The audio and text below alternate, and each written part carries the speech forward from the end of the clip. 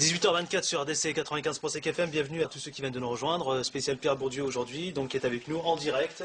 Pierre Bourdieu, votre œuvre considérable repose sur une idée forte, la reproduction sociale.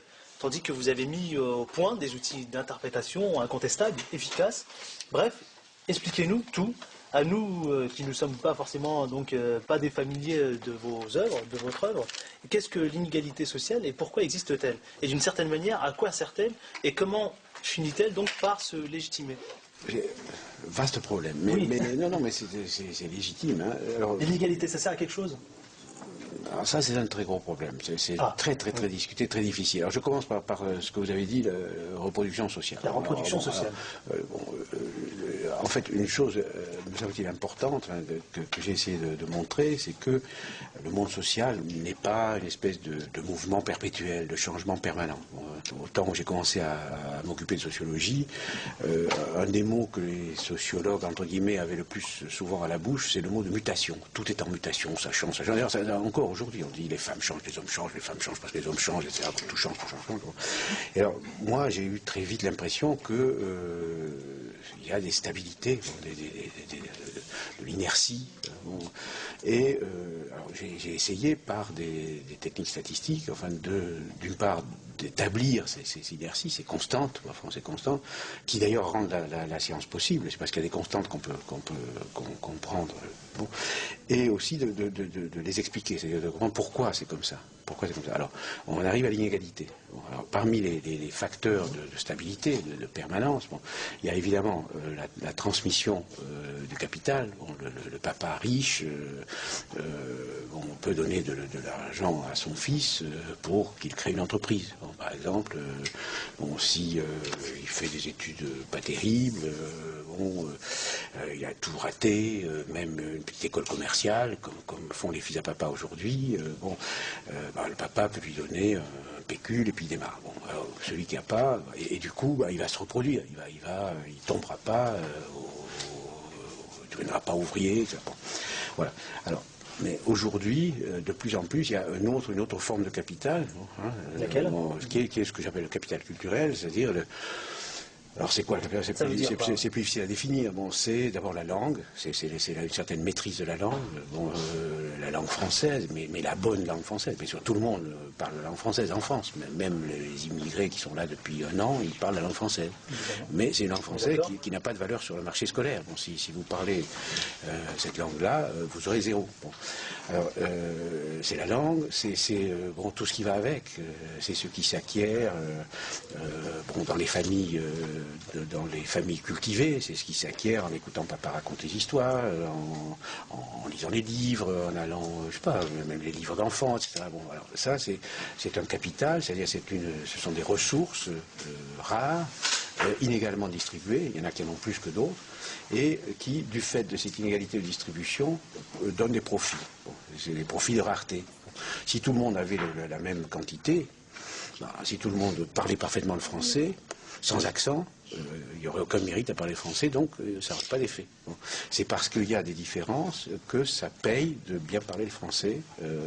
Par exemple, un très beau travail qui a été fait par une sociologue américaine qui a montré que les enfants de classe moyenne, comme disent les Américains, ça veut dire bourgeoisie, les enfants de la bourgeoisie, savent bien donner à la maîtresse ce qu'elle veut.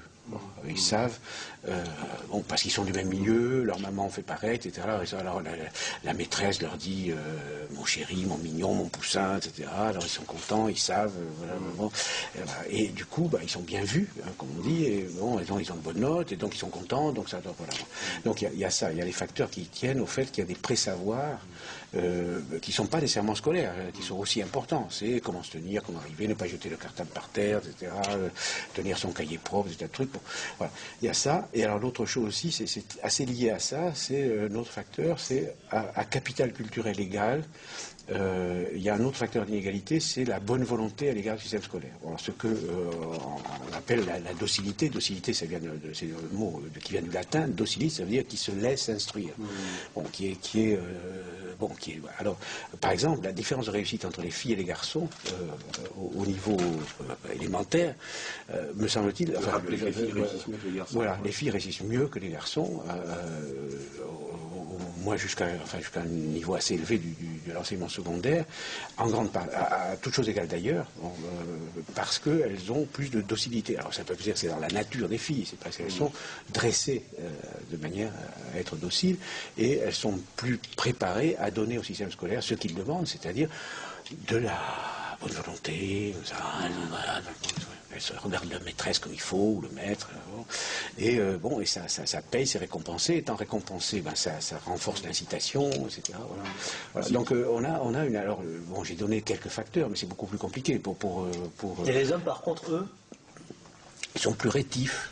Ils ont des points d'honneur. Enfin, en ce sens, c'est plus dur pour eux. Bon, enfin bref, ce serait long. Là, je vais dire des choses trop simples et qui risquent de paraître fausses. Mais voilà. Alors, le capital culturel est un élément très très important, et je pense qu'aujourd'hui, de plus en plus, dans les sociétés contemporaines, développées, mais même les autres, la reproduction des inégalités se fait de plus en plus à travers la transmission du capital culturel.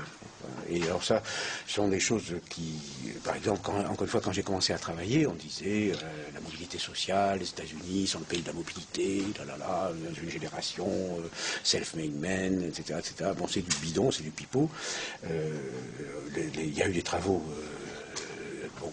en partie inspirés par ce que j'ai fait ici en France, qui ont montré qu'aux États-Unis, les inégalités liées au capital culturel sont encore plus grandes qu'en France, dans la mesure où l'accès aux grandes universités est doublement contrôlé par le capital, d'une part par le capital économique, parce que les études valent très cher, et d'autre part par le capital culturel, parce que comme ici, ça se transmet à travers les familles. Bon, c'est pareil au Japon, une étude a été faite par un de mes élèves à l'université de Todai, où on trouve les fils de samouraïs. Voilà. Bon, je reviens à la question que vous avez posée tout à l'heure. Il y a des inégalités. Bon, ces inégalités, elles tendent à se perpétuer.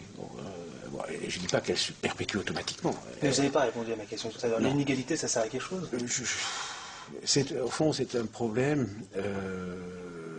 j'allais dire métaphysique. C'est un problème sur lequel un sociologue n'a pas tellement à prendre position. On connaît les sociétés, il y en a au moins une qui a été étudiée par une ethnologue de mes amis, Marie Douglas. C'est une petite société où il y a pratiquement pas de différence. Bon, pratiquement, c'est une société archaïque, il n'y a pratiquement pas de différence, et ça marche très bien.